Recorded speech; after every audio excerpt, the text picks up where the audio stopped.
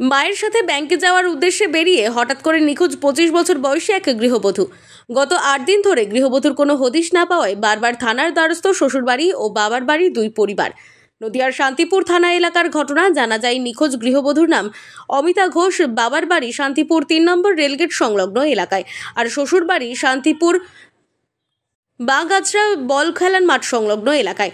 গৃহবধূর মা মায়া বিশ্বাসের দাবি, মেয়ের শ্বশুরবাড়ি থেকে বেরিয়ে তাকে ফোন করে শান্তিপুর বাগদেবীপুর এলাকায় একটি ব্যাংকের শাখায় যাবে বলে। সেই মতো মা মায়া বিশ্বাস ওই ব্যাংকের শাখায় যেতেই দুজনের দেখা হয়, কিন্তু হঠাৎই দেখতে পারে মেয়ে অমিতা ঘোষ উধাও হয়ে যায়।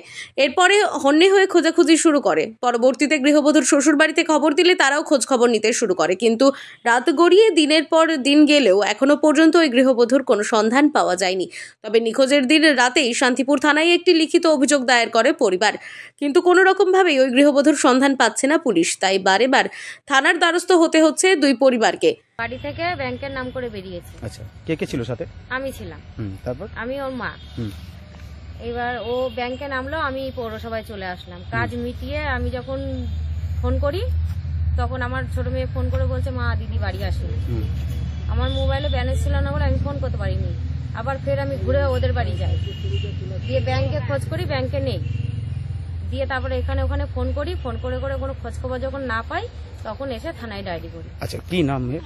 মেয়ের নাম ওর আধার কার্ডে আছে অমিতা বিশ্বাস, আর এমনি ওর শ্বশুরবাড়ির টাইটেল ঘোষ, অমিতা ঘোষ। বয়স কত? বয়স এই 24 বছর পারে, 25-এ বিবাহ হয়েছিল? হ্যাঁ। আপনার বাড়িতে থাকতো? না, শ্বশুর বাড়িতেই। আচ্ছা, তাহলে আপনার বাড়িতে কি কারণে এসেছিল? আমার বাড়ি আসেনি, শ্বশুর বাড়ি থেকেই বেরিয়েছি। আচ্ছা, ওদের বাড়ি আগের দিন একটা অনুষ্ঠান ছিল, অনুষ্ঠানের পরের দিনকে এই ঘটনা। কি কারণ মনে করছেন এখন নিখোঁজ হওয়ার পিছনে? আমরা তো কিছুই দিশে খুঁজে পাচ্ছি না।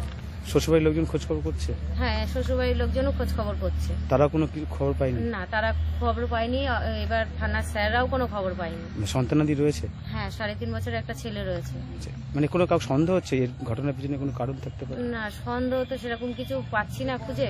কোনো ঘটিত কোনো কিছু ছিল করার সাথে, প্রেম ভালোবাসার কিছু জানতে পেরেছে? না, সেসবও কিছু পাইনি। সমাজি টাইপের স্টেশন আর শ্বশুর বাড়ি। মানে বাগাছড়া বাগদেবীপুরের কাছে? হ্যাঁ, বাগাছড়া বাগদেবীপুরের ব্যাংকের ওখানে নামিয়ে দিয়েছি। তারপর থেকে আর বাড়িতে রয়েছে 3.5 বছরের একটি পুত্র সন্তান। স্বামী প্রশান্ত ঘোষের কথাই হঠাৎ করে স্ত্রী নিখোঁজ হয়ে যাওয়ার পেছনে বড় চক্র কাজ করছে।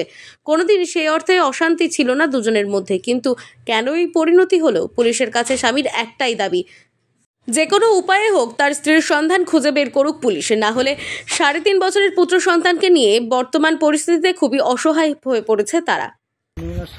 কি নাম স্ত্রীর? অমিতা ঘোষ। বয়স কত? 24। আচ্ছা, আপনি কি করেন? আমি মুদিখানা দোকানে ব্যবসা করি।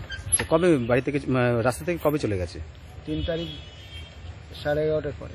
মানে কারণ কিছু বুঝতে পেরেছেন আপনি? না, কিছু বুঝতে পারি। কখনো কোনো আলোচনা বৃত্তান্ত? না না না, সাংসারিক অশান্তি যে যেমন হয় সংসারে ছোটখাটো। তো হঠাৎ করে কেন চলে গেল, এটা কি মনে করছেন? এটাই তো বুঝতে পারছি না কিছু। সাথে কি কি নিয়ে গেছে? সাথে ডকুমেন্টসগুলো সব নিয়ে গেছে, আর যেটা পরে বেরিয়েছে সেইটুকু। বাচ্চা আছে কত বছর আপনার? 3.5 বছরের। প্রণয় ঘটিত কোনো কিছু মনে করতে পারছেন? না না না। কোনোদিন আঁচ পেয়েছেন? না না। মোবাইল নিয়ে গেছে সাথে? হ্যাঁ, মোবাইল আছে, মোবাইল সুইচ অফ। যোগাযোগ কোনো রকম করতে পারে? কোনো রকম যোগাযোগ হচ্ছে না। তা পুলিশের কাছে কদিন ধরে ঘুরছে?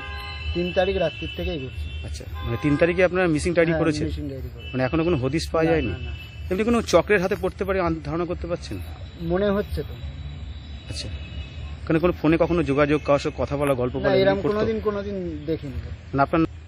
আমরা চাইছি ও ফিরে আসুক, সে ফিরে আসার ব্যবস্থাটা করে। নদিয়া থেকে মাধব দেবনাথের রিপোর্ট, আনন্দ বার্তা।